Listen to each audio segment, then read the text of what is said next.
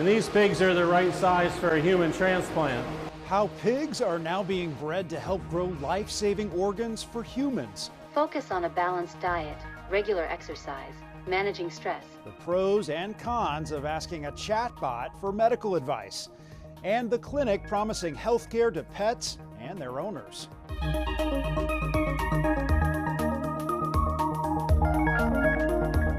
Welcome to Eye on Health, where we focus on stories that affect your physical and mental well-being. I'm Bradley Blackburn. We begin with what an AIDS researcher says is a stunning new study about preventing HIV infections. Twice-yearly injections of a drug were 100% effective at preventing new infections in women. That's according to a trial from drug maker Gilead published in the New England Journal of Medicine. About 5,000 young women and girls in South Africa and Uganda participated in the study. None became infected. The drug lenacapavir is already approved as a treatment for HIV. Researchers are waiting on test results in men before seeking approval as a prevention method. Gilead has an opportunity to save the world. UNAIDS officials say Gilead has an opportunity to bring the AIDS pandemic to an end if it makes the drug financially accessible to low-income countries. They can make history. They can be the company that wins a Nobel Prize, for example, because these are also remuneration or reward doesn't come just through money.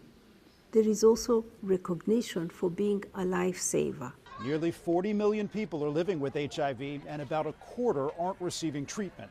A report from the United Nations suggests the AIDS pandemic can be ended by 2030 if world leaders increase resources. Medical workers are facing rising levels of burnout, so more software designers are testing specialized AI-powered chatbots to help ease the burden of diagnosing, treating, and advising patients about preventative care. Anyone can now get short, seemingly authoritative summaries from bots like OpenAI's ChatGPT or even Google. But the answers aren't always accurate. Major Garrett put the technology to the test. Google search is generative AI at the scale of human curiosity. This spring, Google unveiled an AI overview feature where answers from Google's chatbot started to appear above search results for many health-related queries. With generative AI, search will do more for you than you ever imagined. Just ask, and Google will do the Googling for you. Sounds good in theory. In practice, there have been some glitches. The chatbots shared misguided medical advice that was sometimes comical, sometimes dangerous. In the first week of this new tool's use, one user said Google AI gave her tips for what you do if you get bitten by a rattlesnake that included sucking out the venom. That advice, if followed, could be lethal. The AI technology also gave advice on how to get a weeks-old baby to eat their vegetables. Physicians say infants should not eat solid food until after 6 months of age. Google AI even recommended eating, quote, at least one small rock per day, unquote, to increase vitamin and mineral intake. That advice was lifted from an article in The Onion, a well-known satirical website. Google says it has limited inclusion of satire and humor sites in overviews and removed ones that, for the wrong reason, went viral. A Google spokesperson tells CBS News, for health queries, we've always had strong quality and safety guardrails in place, including disclaimers that remind people that it's important to seek out expert advice. CBS News confirmed that some health misinformation persists on the tool. Queries about introducing solid foods to infants under 6 months old still returned tips in late June when we tested it. Searches on the health benefits of dubious wellness trends like detoxes or drinking raw milk included debunked claims. Despite the quirks and outright errors, many healthcare leaders remain optimistic about AI chatbots. In the long run, I think these technologies are going to do us a lot of good. One of them is Dr. Nigam Shah, chief data scientist at Stanford Healthcare. When Google search came around, everybody was like panicking that, his patients will self-diagnose and all hell will break loose. Didn't happen. Same thing, we'll go through that phase with chatbots that, yes, of course, the new ones that are not fully formed will make mistakes and a couple of them will be bad. But by and large, having information at your disposal when there's no other option is a good thing. Hi, I'm Sarah. This is the World Health Organization's chatbot, Sarah.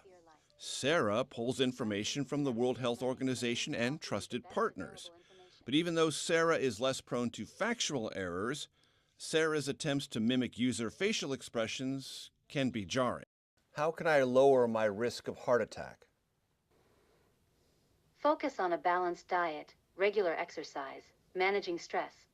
Advocates of chatbots are quick to say that physicians, like bots, can make mistakes.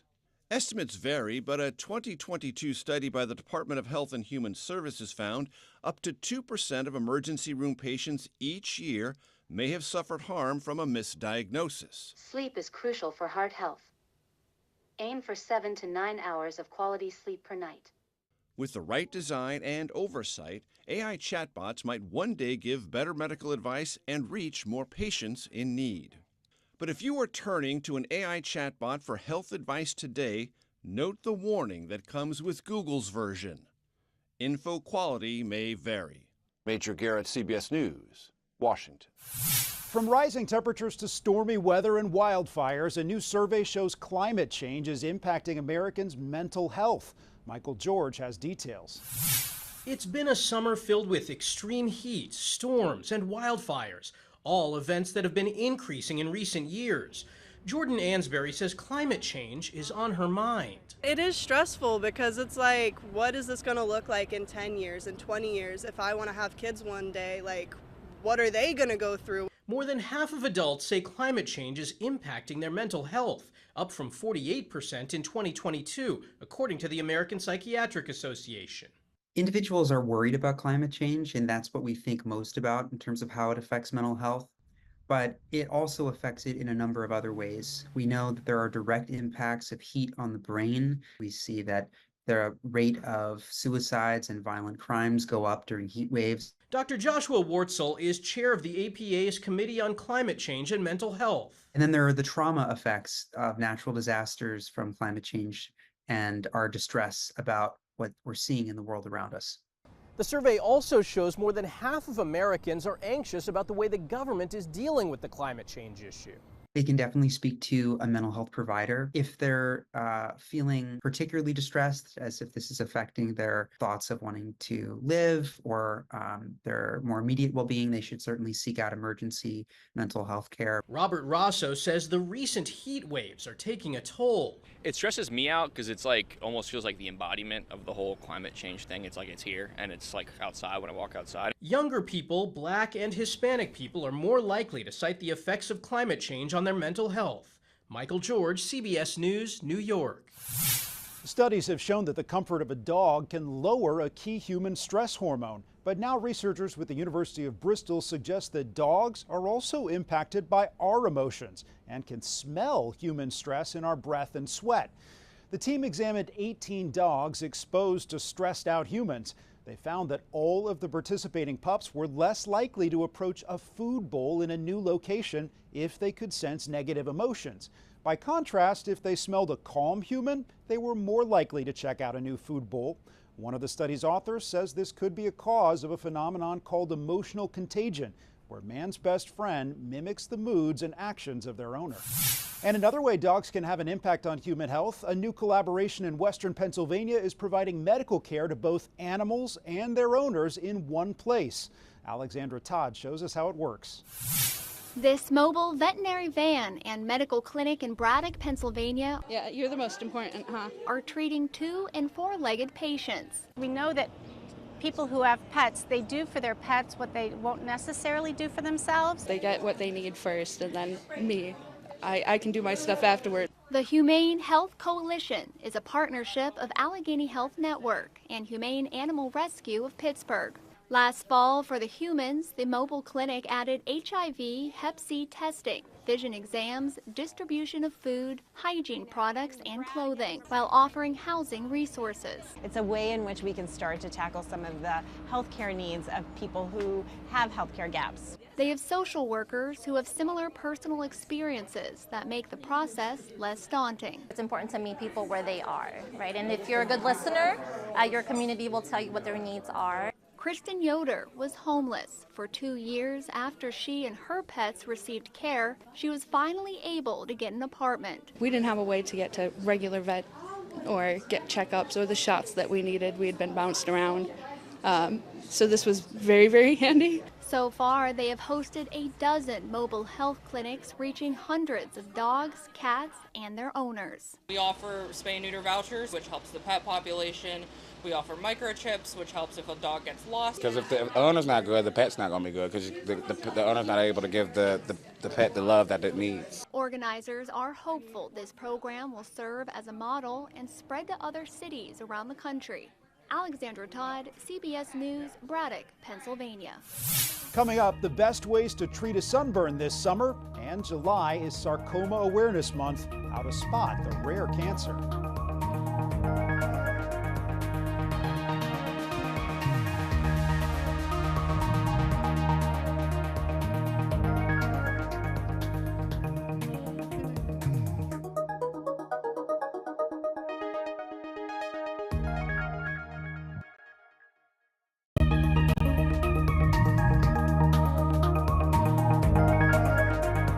Welcome back. Researchers are getting a detailed new look at the human heart thanks to a new form of CT imaging. It captures the anatomical structure of the heart down to 20 micrometers. That's half the width of a human hair. European researchers call it the Google Earth of the heart. We can see the whole heart, as you'd see a whole country, let's say, and then zoom down to street level and then further down to cell level. So we can really see the connection between components very well. Study co-author Professor Andrew Cook hopes it could improve treatment and surgical outcomes. We can't see these things in surgery, and we can't see these things on current imaging techniques.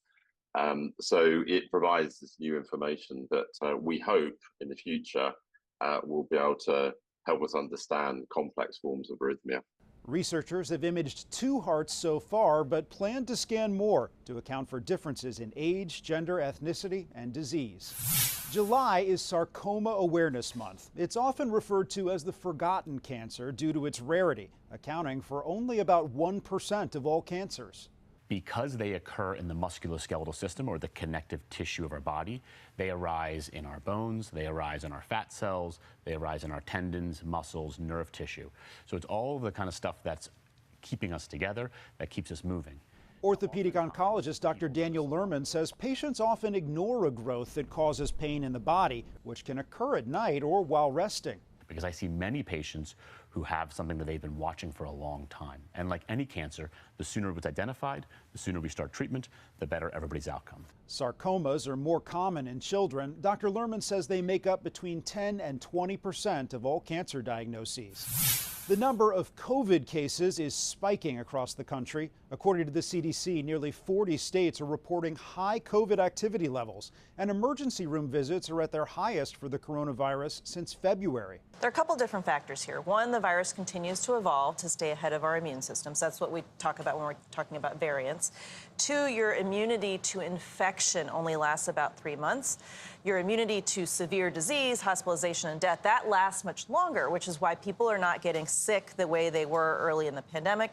But it is to be expected that every few months, maybe twice a year or so, we'll see a big wave of COVID across the country. An ongoing issue stemming from the COVID lockdowns of 2020, many students are still falling behind academically. The NWEA, a testing company working in more than 9,000 school systems, found that for this past school year, average math and English test scores in nearly all grades were down from what they were pre-pandemic. When I look at the data, I'm most concerned about middle school students. These are students for whom we're seeing the least evidence of recovery. And for them, the gaps are not shrinking and in fact are widening to a lower point than we have seen throughout the pandemic.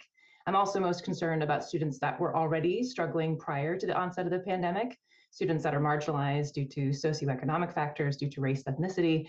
Those were kids that were hardest hit by the pandemic and also remain furthest from recovery. Lead author Karen Lewis is the Director of Research and Policy Partnerships at NEWA. She says data from the 2021 to 2022 school year looked promising, but the past 2 years have shown there's still a lot of work to be done. the lingering impacts of COVID, particularly chronic rates of absenteeism that are higher than ever before, I think keep kids from the classroom, and that keeps them from learning. So there's no silver bullet to get us out of this mess, but there's a lot of contributing factors that we need to be targeting. The NWEA recommends using local data to set guidelines, expanding class time for certain students, and talking to parents about the importance of recovery. Summer is prime time for enjoying the outdoors, but that also means sunburn. This time of year, it's easy to get too much sun, so what is the best way to treat a sunburn? Susan Elizabeth Littlefield has the answer to that burning question. Amidst all the joy at the Richfield pool, there's also pain. It hurts. It hurts to the touch. It hurts. It's uncomfortable, like a lot, and then it starts to itch. Painful, a rash. And he knows overexposure. Here. The pool Not is good. his office. And even though everyone here knows the rules, Do you guys wear sunscreen usually? Yeah. accidents happen. Oh, look at that. Yeah. Oh yeah, it's over here too. It's on both my shoulders. Oh my god. I think you put on sunscreen when you were there. I did. But we were there for like 5 hours. I really think that most people get sunscreen on once, but they forget to reapply every 1 to 2 hours. Dr. Farhat is a busy, I see 30 patients a day. a line of dermatologists, and she's seen many a sunburn. What's actually happening to our skin? Anytime that your skin is turning red, that means that there's actual DNA damage that's occurring. She says sunburns can range from redness to blisters that peel and even open sores. So basically, you want to start treating right away. I had to apply aloe and kind of that type of stuff to kind of ease the symptoms. So aloe is definitely helpful for that soothing component. I heard when I was little that you could put vinegar in a bath. So I don't typically recommend that. There is a soothing component to oatmeal baths, and so that would be what I would recommend. Oh, oatmeal. Who knew? Yeah. Also surprising, Something like ibuprofen, Aleve, things like that are going to actually help sunburn, so help prevent some of that pain and redness, not just for the pain, but actually treating that underlying inflammation that's occurring. And so as soon as you realize you're starting to get sunburn, taking that right away is going to help prevent it from getting worse. and allow for more fun. Susan Elizabeth Littlefield, CBS News. After the break, how one company is helping people with special needs while serving up specialty snacks, and how Barbie is becoming more diverse to reflect medical differences.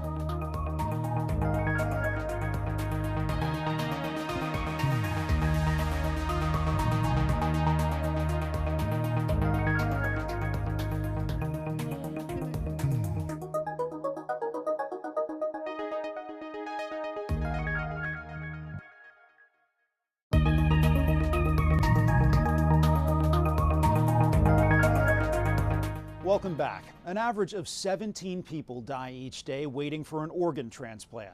One way researchers are trying to address that problem is with animal organs.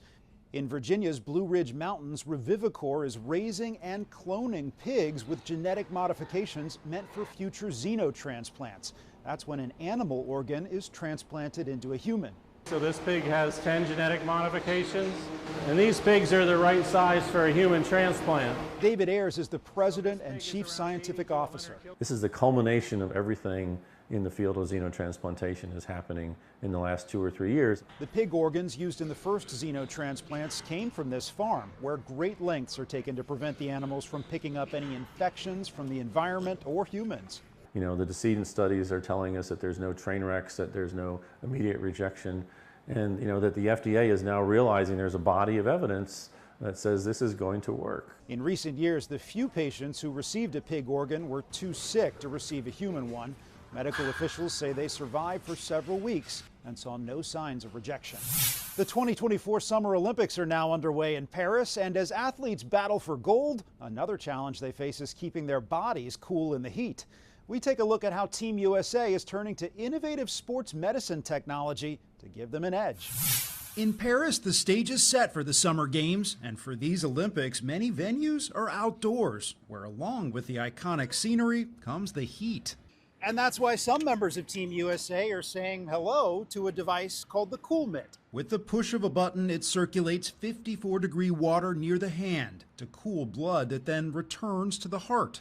Originally created with the military in mind, it sells for about $1,000 and was developed by Stanford scientist Dr. Craig Heller. During intense competition, you may reach a body temperature of 100 degrees Fahrenheit. By using the Cool Mitt, you're going to be able to pull that down from 100 down to the high 98s in a matter of minutes. Heller's research shows blood vessels in our hands are one of the most efficient ways to cool core temperature, which can improve muscle recovery and athletic performance. If you can eliminate the fatigue, you increase the work volume. You increase the work volume, you get a huge conditioning effect. We will be traveling with some of these devices. Cody Bickley is director of high performance with USA Wrestling. We spoke before he headed to France with the team, which has been using the device. Easy to use, quick, and helps our athletes recover quicker, which essentially leads to hopefully performing a little bit better. Other gear makers are also focused on body temperature. Nike and Hyperice have developed cooling vests and boots. Do you think that managing heat, Cody, could be one of the keys to getting gold?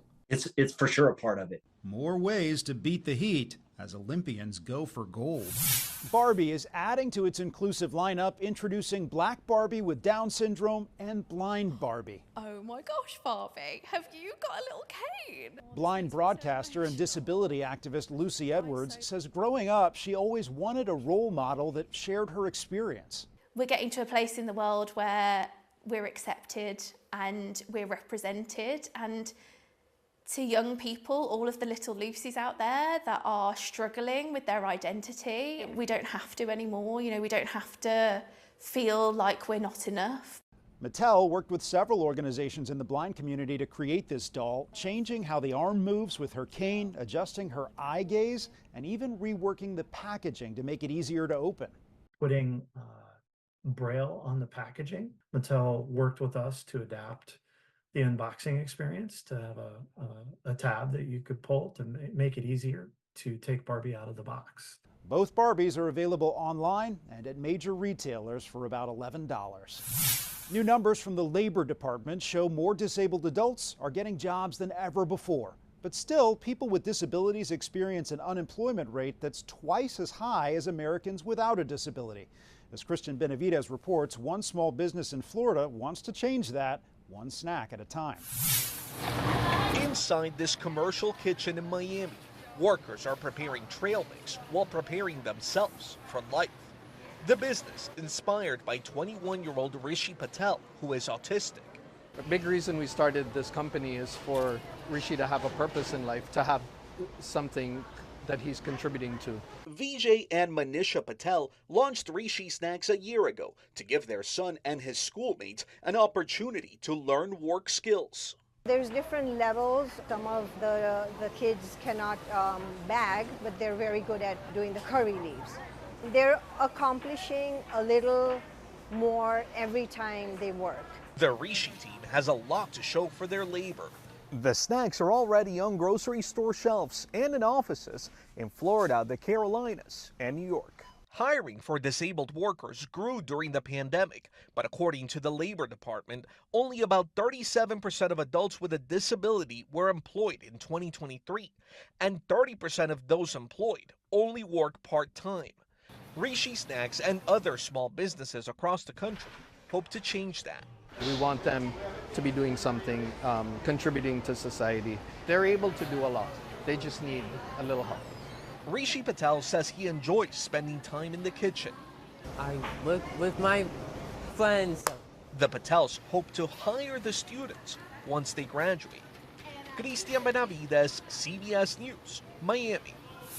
Some good news to snack on. That's this week's Eye on Health. I'm Bradley Blackburn. Thanks for joining us, and be well.